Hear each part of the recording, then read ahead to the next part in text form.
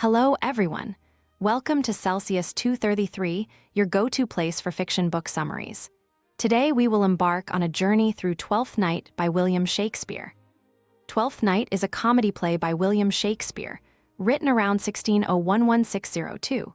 The play centers around themes of love, mistaken identity, and the joy and pain it brings.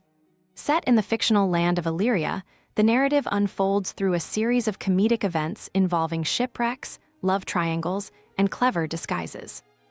Plot summary. In the coastal land of Illyria, the sea is a tempestuous force, scattering its waves with fury. Amidst this chaos, a ship breaks apart, casting its passengers into the depths. Viola, one of the passengers, clings to a piece of the wreckage, her heart heavy with the fear that her twin brother, Sebastian, has been claimed by the sea. Washed ashore, she finds herself in a strange land and is soon aided by a kind captain. Learning that she is in Illyria, a realm ruled by the noble Duke Orsino, she devises a plan to survive in this unfamiliar place. Disguising herself as a young man named Cesario, she seeks employment in Orsino's court, her intentions masked beneath a veil of uncertainty and hope. Duke Orsino is a man ensnared by his own passions, deeply in love with the noble Lady Olivia. His affections, however, are met with resistance. Olivia, mourning the recent deaths of her father and brother, has vowed to shun the company of men for 7 years. Undeterred, Orsino sends emissaries to woo her on his behalf, but each attempt is rebuffed.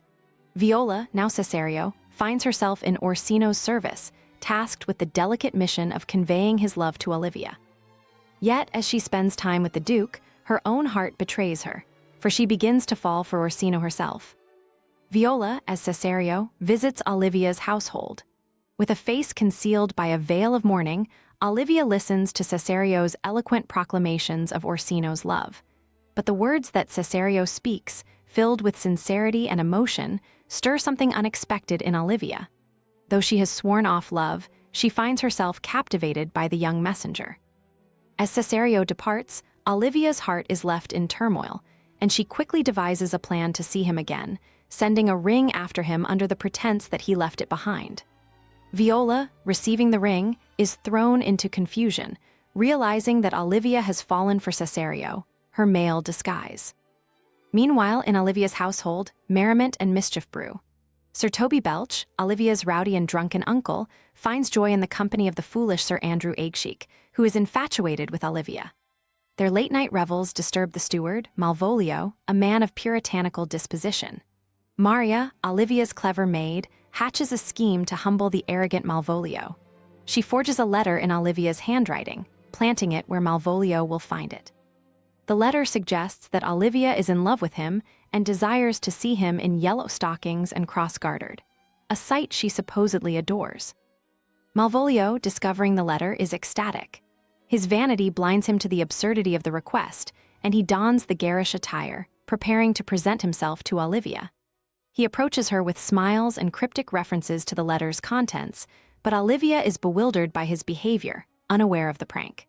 She instructs others to care for him, believing he has lost his wits, while Sir Toby, Maria, and their cohorts enjoy the spectacle of Malvolio's self-delusion.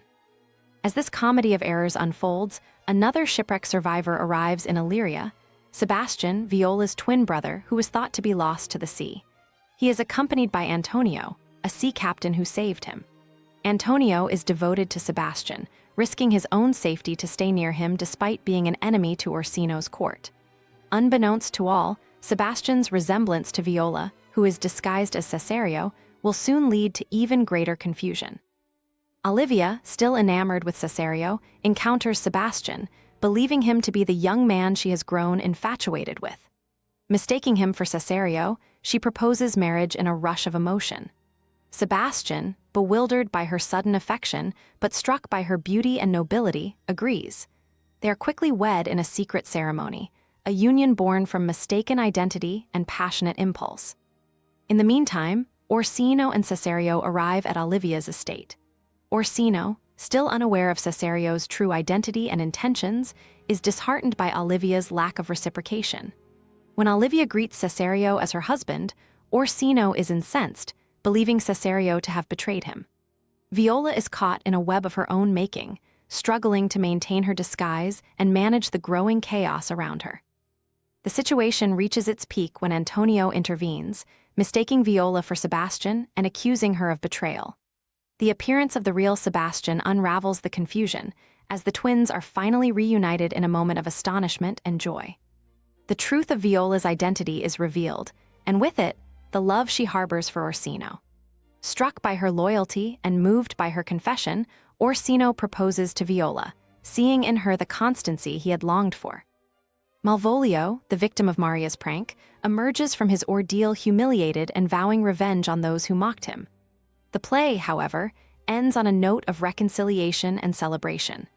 Olivia and Sebastian, Orsino and Viola, these pairs find happiness in the unexpected turns of their lives. The merrymakers reflect on their deeds, with Sir Toby and Maria having wed as well.